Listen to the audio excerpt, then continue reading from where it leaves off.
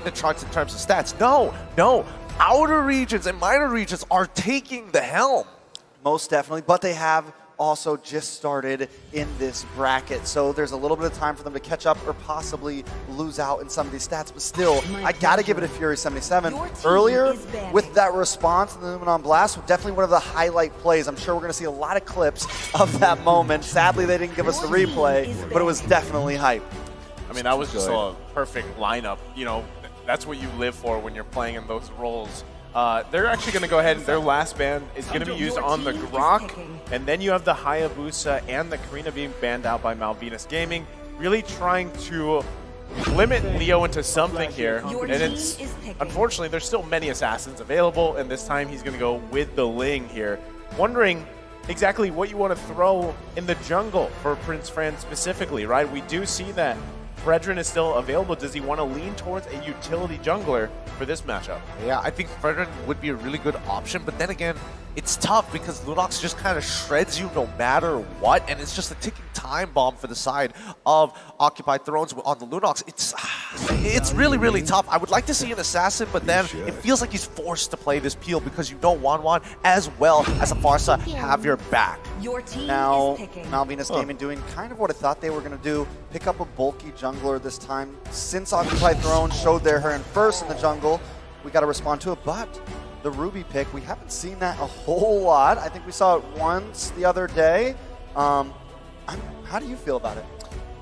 I mean, Ruby's still great CC potential, but I feel like sometimes it takes a little bit longer for her to really get that durability. I mean, it takes the items and everything, and when you, like Gideon said, you got a Lunox across from you. She's going to be shredding at least in the magic department.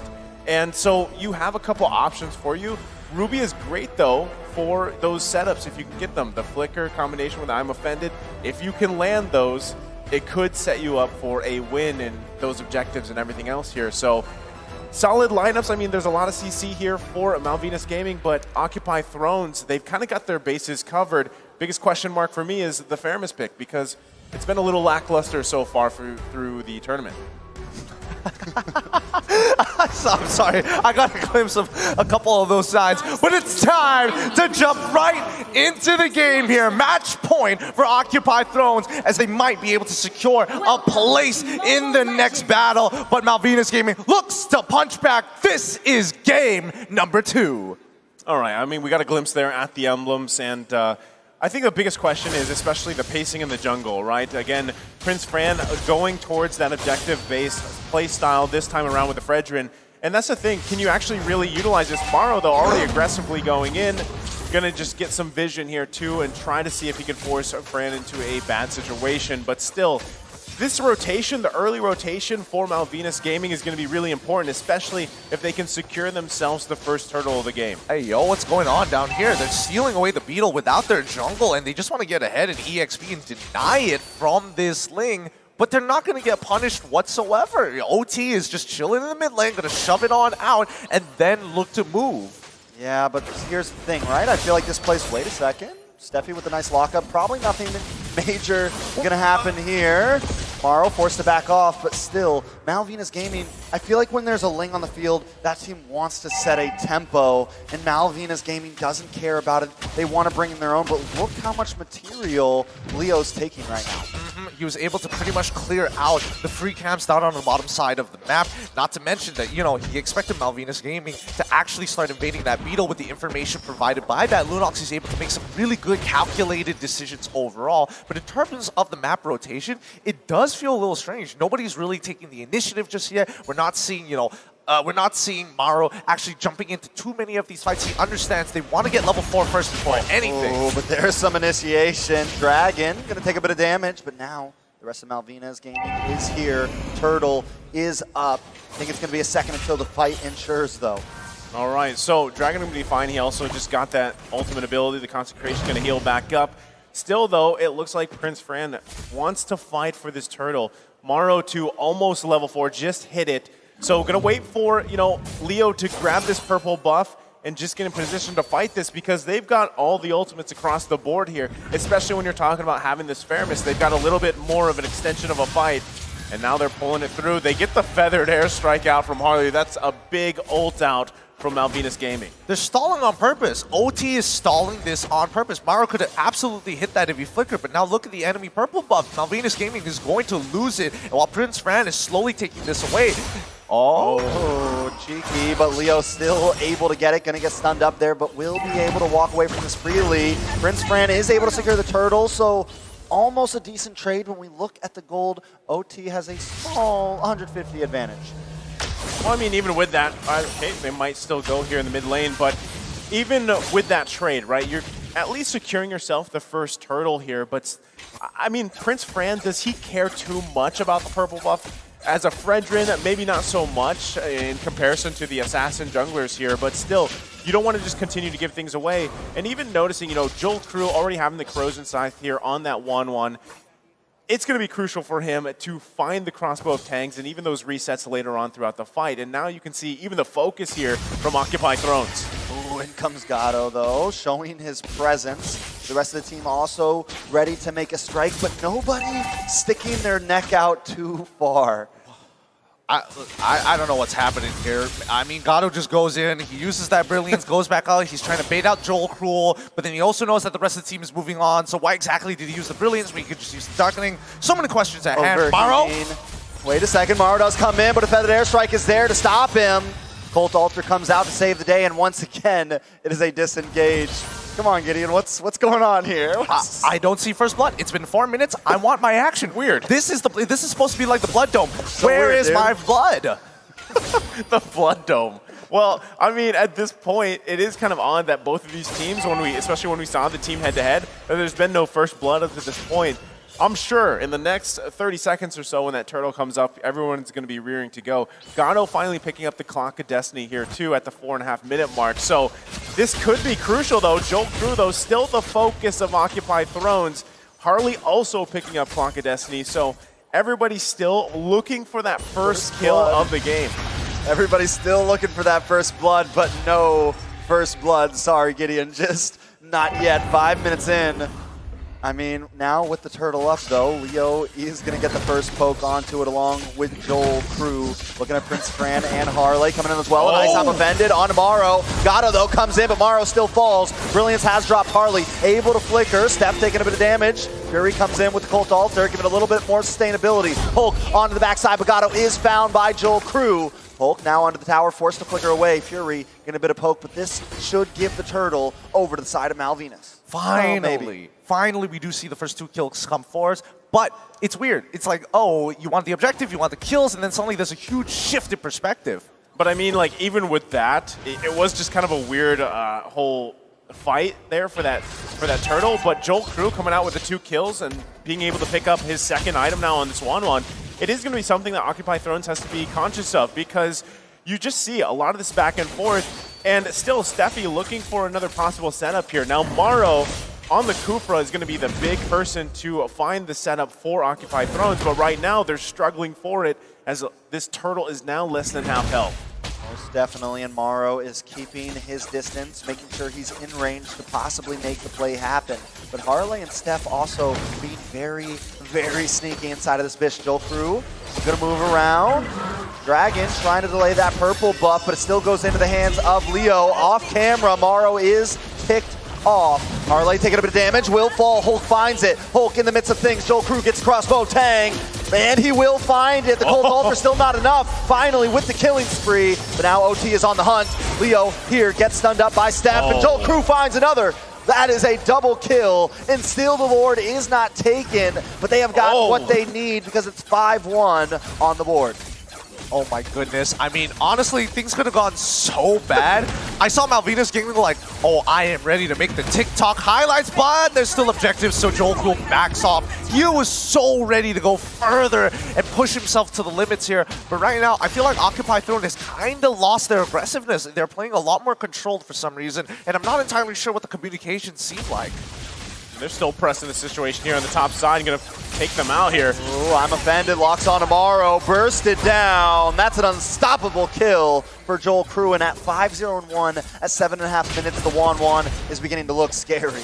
See, this is a big problem, and this is why you see 1-1 banned out quite a bit, right? Because you get to this point in the game, it is a 3K gold lead, but all those kills, all that gold is on that 1-1, and it gets really hard to deal with here because typically you see teams dealing with a 1-1, you know, juggling Winter Trojans later on through the game. That's a Wind of Nature being picked up by Joel Crew as well. So now he can be even more of a nuisance, even more confident in trying to get those weak points off so he can pop the crossbow of Peng. And this is why you just see them take control of Occupy Throne's jungle. Oh, Maru trying to dive in and make it onto Joel Crew, but it's still not enough. A nice I'm offended, locks up Maru. He drops Hulk along with him. Fury 77 now on the run, does a nice bit of damage, but he falls. Joel Crew 6-0 in 3 now. That is 60% of the kills going to him. This is spelling trouble for OT. And this is why you need to ban out this 1-1. All that CC, all the commitment put on Joel Crew just does not matter. He cleanses out of the very first one, which is an inbuilt skill, by the way, and then immediately pops his Inspire to take out the rest of the team, gain his health back even. So right now it's quite a struggle for Occupy Thrones as it feels like no matter what they do, Joel Crew is just way too far ahead. So I think they need to start thinking about pickoffs, and specifically Harley. See, I mean, this is the crazy thing. Even looking at the gold, Joel Crew's like almost 3K ahead of Gato, right? Which was placed in the gold lane there. And that's what you're seeing here. Just, it's so hard to deal with, even these skirmishes around the buffs. Yeah, Volt trying to get into that backside, but just can't seem to commit, can't seem to do the damage, and it definitely has to do with that gold lead. Now back to what you were saying. I mean, still, the point being is just itemization. You're out-itemized, right? And a lot of that has, again, to do with the 1-1 pick, which is usually constantly banned out, right? And Joel Crew, knowing that, able to just kind of freely do what he wants to do and doesn't really have to worry too much just yet. Now, it is 10 minutes in the game. If Occupy Thrones can hold on, maybe for dear life, they can defend themselves in the base here, but they still need time because, again, you don't have a traditional marksman here. You're relying on some form of setup from Maru, maybe even Hulk. You've got a Cult Altar, but still, you got also a lot of magic damage here, and right now, it's just hard to deal with because you got Prince Fran in the front, you've got Steffi finding those I'm Offended combinations like we talked about with the Flicker, and meanwhile, Dragon's on, you know, this unkillable hero who just is a distraction at this point.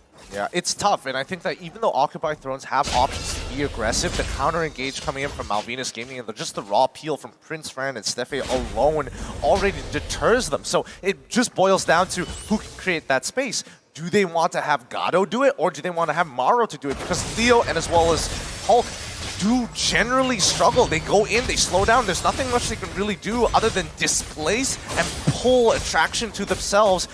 But as long as Malvinas Gaming sticks as 5, I'm not sure. Yeah, and the Lord now encroaching into enemy territory. Will connect onto that inhibitor. Going to do a nice bit of damage, but Gato will be able to handle it so they don't lose a base tower just yet. Malvinas Gaming going to go around and eat up OT's resources and wait for them to come out. This is even scarier, right? He just, Joel Crew just locked himself in, the Malefic Roar, able to pick that up. Steffi getting this Dominance Ice. So still, Occupy Thrones trying to play catch up. 7.5k gold lead and no turrets for Occupy Thrones here. They're literally just trapped on their side, if not their base. And I mean, Joel Crew, the turret plater, number 2 highest turret damage per minute. That's 951 damage. And this has been a game for him. I mean, if it was Leo's game, the previous one, this one's Joel Crew here. You know, for now, I mean, for all we know, this game could drag out longer, but let's have a look at Joel Crew, the turret plater. You know, the second highest turret damage per minute at 951. The man is able to push really fast and somehow is able to shred these turrets without taking too much damage or getting punished that heavily. Yeah, another amazing statistic for one of these lower bracket teams. It definitely goes to show how much of a stars they are in their own right. But with Malvinas Gaming holding such a strong lead over this, is there an answer for OT? Well, I think one of the biggest answers for them is still going back to the point. Like, do you use Gato to, whether it's the Brilliance, whether it's those Chaos Balls, to try to melt someone down here if you can at this point? Do you have Hulk either initiate with the split or peel for you? Leo also, I think he's got a couple items now on this link. He's got damage, but I feel like the big problem is there's just too much even durability from Malvinas Gaming because of that gold lead. even looking at the items here, I think he's still got to build his third one. But at this point, you don't even really want to see them contest this Lord. They might be better off just defending in their base for another one while they can play catch-up here. Yeah, Morrow will get the Tyrant's Revenge onto Steffi, but a nice I'm offended comes onto Hulk and Fury. Colt Alter does come out, but they don't want to let it up. Joel Crew popping off with that crossbow of Tang. Fury goes down, everyone else back to base. Leo caught in the midst of the field. Gonna try to get hunted down from Dragon, but this should be a possible Lord for the side of Malvinas. And this is what we were talking about earlier. No matter what aggressive moves coming out from OT, from Mauro specifically does, he instantly gets cleansed away. The peel coming in from Prince Fran, and not to mention just the counter engagement coming out from Steffi. He gets hit by it, doesn't care, quickly taunts everybody and pulls them in with a I'm offended. So now OT are on the back foot even further than before, and most teams can't recover from this position. 9K gold lead basically going to be 10 once that Luminous Lord crashes into the inhibitor. Yeah, I think, Leo's trying his best here, really to put pressure anywhere that he can. But he's also going to be careful because in this defense, you're probably going to see Steffi try to just set up a play with a flicker, I'm offended combination. They still have quite a few options.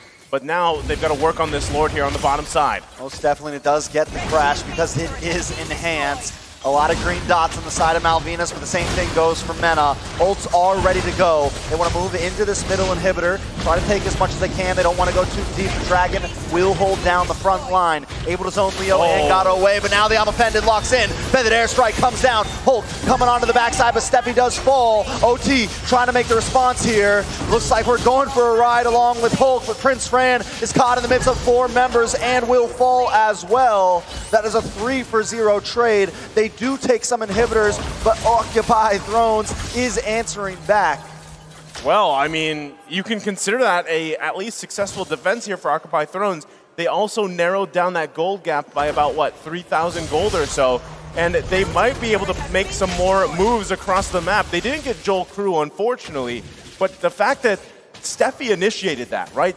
As we expected, he initiated that fight with the I'm offended, and it didn't go the way they wanted to. They wanted to end the game there, but Occupy Thrones able to hold on for it. Yeah, unable to close out, and man, quite the swing in OT's favor now. They might actually have a chance if they're able to find a fight like that once more, now that the blue does, Hulk in particular, is able to kind of tank just enough damage from Joel Crew to waste his time and allow the rest of his team to go for the bigger picks. And looking at the items, I mean, at least for, Occupy Thrones, they've got the damage in terms of magic, right? You've got Fury having that Divine Glaive now with the Glowing Wand. He's got the Lightning Truncheon. He's pretty much where he needs to be. You also have, again, Gato is that big thing, because that's what you chose to put in the gold lane here. Now, you do lack that marksman, but you've got a lot of burst potential. The penetration is there, and hopefully Leo can follow up. If Leo continues to put pressure around the map, open it up a little bit better, they could still play around that, but Morrow charging up here in the bush. Oh, big flicker. That is huge. Harley goes down along with Joel Crew. Steffi could be next. Leo gonna try to find him, use the conceal, just try to escape, but it's double kill for Leo. Prince Fran into the back line, will get immobilized, and Glue's gonna take him for a ride back to the team. Prince Fran trying to do everything he can, but Leo will get the triple and wipe them out. Nothing but Dragon stands against Occupy Thrones right now. Should be an easy Lord. Oh, I don't know what the thought process was there, but Joel Crew, unfortunately, purposefully showing himself walking into the lane rush like that against the Kufra, who doesn't mind if there's multiple. It means more value. I thought I was going to get a 1-for-1. He got a 3-for-1. That was massive. I mean, as we were just trying to figure out how can Occupy Thrones get back into the game, just like that gold lead completely gone here. And even Gato picking up the Divine Glaive because of that whole skirmish. They've now got the Lord marching with them in the bottom side. They're going to be looking to focus on possibly even Inhibitor Turret if they can get there. So now Malvinas Gaming in a very dire situation. You've got Leo also pushing into the tier 1 on the top side. Let's see if Malvinas Gaming can defend this, because that was a huge blunder on the bottom side. Oh, I mean, let's look at the high ground defense at this point, because now Occupy Thrones are taking the lead, but it doesn't really technically matter at this point other than the situational items. Probably not the best use of Feathered Airstrike there, probably could have waited a little bit until it got closer towards the inhibitor turret because they knew that the outer turrets are basically gone at this stage with a Luminous Lord 17 minutes into the game. However, if we talk about oh no. Yeah, a little bit of suppression. Oh. But wait a second, I'm Offended comes in, and Fury goes down. Joel Crew gonna pick that up. It comes across both Tang. Morrow will be next. Hulk forced to back off. Leo now on the boss side. Joel Crew wants to try to find him, but he is a slippery boy. Should be able to escape this. Wait a second. Joel Crew still hunting him down, but Leo is going to be able to get away. It is back and forth. Man, Leo's doing work again. I mean, you got to give it up to the guy. He picks up the BOD here, but knowing the situation they were in, for 12, 13 minutes of the game, he has found wins where he could, and it's resulted into basically Occupy Thrones being in this game, possibly ending this and sending Malvinas Gaming home, right? And Leo, whether he's pushing lanes, whether he's pushing turrets, it's opening up the map for Occupy Thrones here. I mean, look at the gold for Leo. Yeah, he's definitely been playing a different game from the rest of his team. And honestly, wait, hold up, Leo, are you in trouble? Oh, maybe. Force uses Tempest Blades as an escape. In comes Dragon, trying to sandwich it in, but man, Leo. That's all I gotta say. The Leo. He is the literal economy of OT at this stage of the game, right? And Malvinas Gaming, this has been a series of unfortunate events. Like every particular play that they've thought of, either they didn't think it all the way through and got punished for it, and now if they had just closed out this game, we would have already been on game 3 and Malvinas Gaming would have the momentum, but now that it's been stopped, OT are starting. This is a real test of the mental between both of these teams. Throw the strategy out right now, because if they cannot execute, and more importantly so, if their mental breaks at this crucial part of the game, it's going to be over. Yeah, I mean, at this point, right, everybody's items are almost at this pretty much locked in, right? You're going to see some juggling, especially from the side of Occupy Thrones, because they've got to juggle the Winter Transient when Joel Crew pops that crossbow of Tang. If they can negate that and time it well...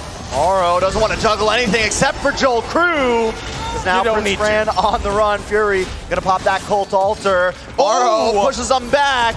Bit more damage. Leo looking for Harley. Can't quite find him. Going to get pulled in from that I'm Offended. Leo may go down here. Immortality does pop. Fury wants to try to keep them at bay. Leo will be able to escape. Fury uses the flicker, but the taunt comes in. Prince Fran wants something. Morrow going to come in to try to create more distance. Well, all of this is happening. Gado working on the Lord, so it is a good play from Occupy Throne. You called it. You called it, Naisu. They found it as you mentioned it. Why was he there? I mean, that's, again, Joel Crew, you're wondering, like, you know, you don't have to be there in the middle of that, in between that pit when you know Morrow is in a bush. And that's the thing. Remember, you can't hear that charge up. Right? You can't hear that. So that's just a surprise effect. And again, why Kufra seems to be picked up so often, because when he charges up, comes in with that Tyrant's Rage, it's really hard to deal with. So now it's, again, Malvinas Gaming on the defense here. And look at that gold lead that Occupy Thrones has. Really, at this point, it just comes down to juggling those items and marching in with this Lord here. Joel Crew is getting very impatient here. He knows he could have ended this game much sooner, but here we go. A potential final push. Lord has encroached into this base. Feathered Airstrike does come down, but the Cold Altar is enough to sustain, and Harley will bite the bullet. Next will be Steph, possibly very low. Hulk trying to get in the backside, but they are going at it, and the base falls. Occupy Thrones will claim the victory tonight. Malvinas Gaming will be forced to go home. GG's, well played. Congratulations, Occupy Thrones move on to the next stage, but our heartfelt goes out to Malvinas Gaming. They were so very close to closing this. They had everything, but they couldn't close it out. Well done, Occupy Thrones. Man, I gotta say, it's great to see these guys smile too. And like I said, I feel like Leo there is just like, whew. You know, the work he put in on that Ling, bouncing around, grabbing the objectives, putting pressure where they needed to. Again, what was the gold lead? I think at one point it was, 10K in favor of Malvinas Gaming when they're pushing into that base? So that is a game where you just feel like, oh, everything we did, it paid off here. Regardless, the sportsmanship at an all-time high here. Both of these teams playing like absolute champions, and the heart of Champions. But with that being said, Occupied Thrones, enjoy your walk of fame down all the way outside. Please give them a round of applause as we throw it over to our analysts at the analyst segment to break down the games. Please give them the round of applause one more